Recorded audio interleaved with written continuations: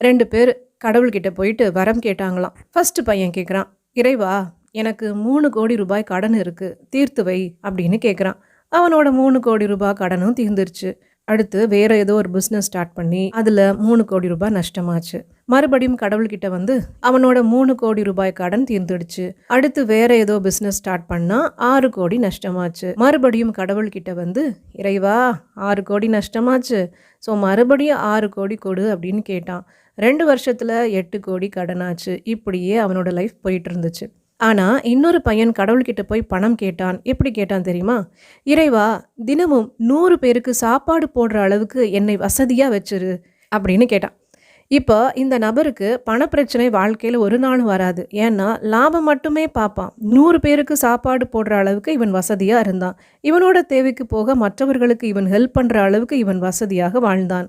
நாம் எவ்வளோ பணம் சம்பாதிச்சாலும் அது மேன்மேலும் அதிகரிக்க கொஞ்சமாவது இல்லாதவங்களுக்கு கொடுக்கணும். அப்போ தான் மணி ஃப்ளோ அப்படின்றது நமக்கு நிறையவே நிரந்தரமாக இருக்கும். ஏன்னா பணம் அப்படின்றது ஒரு நதி மாதிரி ஒரு இடத்துல நிற்கிறதுக்கு விருப்பப்படாது.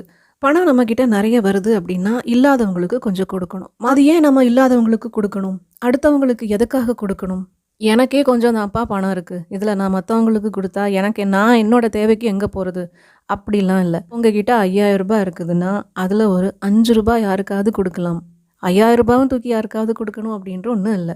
அந்த 5 ரூபாய் கொடுக்கும்போது ஒரு நன்றியாக, இந்த பிரபஞ்சத்துக்கு ஒரு நன்றியாக நினச்சி நாம் இதை செஞ்சோம் அப்படின்னா தினமோ வாரம் வாரமோ இல்லை மந்த்லி ஒன்ஸோ இல்லை அடிக்கடி இது மாதிரி பண்ணும்போது மணி ஃப்ளோ அப்படின்றது உங்களுக்கு நல்லாவே இருக்கும். ஏன்னா பணம் அப்படிங்கிறது ஒரு காற்று மாதிரி.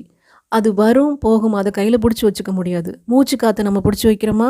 ஆனால் நிம்மதியாக மூச்சு விட முடியுதில்ல. பணத்தை பற்றி கவலைப்பட்டு கவலைப்பட்டு கவலைப்பட்டு பிரபஞ்சம் கொடுக்குற அந்த பணத்தை நாமளையே தடுத்து விடுறோம்.